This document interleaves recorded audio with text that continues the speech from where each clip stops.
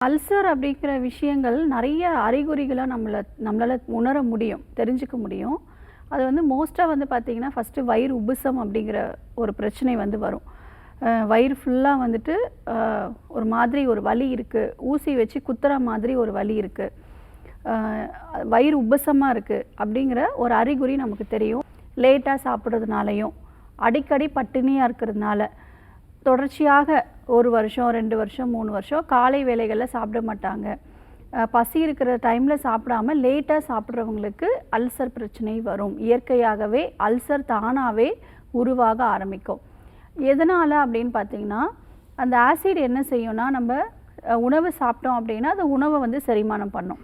அப்படி சாப்பிடாம இருக்கும் பட்சத்தில வயிற்று பகுதிகள்ல, மேல் பகுதிகள்ல ஒரு மெல்லிய படலம் மாதிரி இருக்கும். அத வந்து ஃபர்ஸ்ட்டு அரிக்க ஆரம்பிச்சுரும்.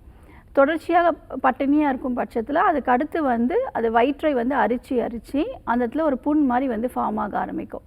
ஸோ இதுதான் வந்து வயிற்றில ஏற்படக்கூடிய புண் அப்படின்னு சொல்றோம். இது நாள்பட்டு நமக்கு சரியாக சிகிச்சை எடுக்காம இருக்கிறவங்களுக்கு, இல்ல தொடர்ச்சியா பட்டினியா இருக்கிறவங்களுக்கு, அடுத்து வந்து குடல் பகுதிகள்லயும் அல்சர் வருவதற்கு வாய்ப்புகள் அதிகமா இருக்கு. இந்த சுரப்பி வந்து அதிகமாக சுரப்பதற்கு இன்னொரு காரணம் வந்து பார்த்தீங்கன்னா, மன அழுத்தம்.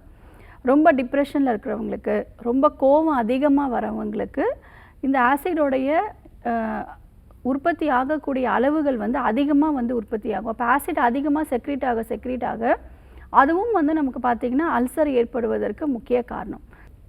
சோடா மாவு, அஜினமோட்டோ, கலர் பவுடர், ரசாயனம் கலந்த உணவுகள் இதெல்லாம் எடுக்கும் பொழுது, குறிப்பா ஜங்க் ஃபுட்ஸ் எடுக்கும் பொழுது, நிறைய கூல்ட்ரிங்க்ஸ் நம்ம குடிக்கும் பொழுது, அதாவது பார்த்தீங்கன்னா, இயற்கையான ஒரு பழச்சாறு வந்து நம்ம எடுத்துக்கலாம். ஆனா பாட்டில்ல வரக்கூடிய இந்த எல்லா வகையான கூல்ட்ரிங்க்ஸும் நம்ம எடுக்கும் பொழுது, நிச்சயமாக வயிற்றுப்பகுதி டேமேஜ் ஆகுறதற்கு வாய்ப்புகள் அதிகம்.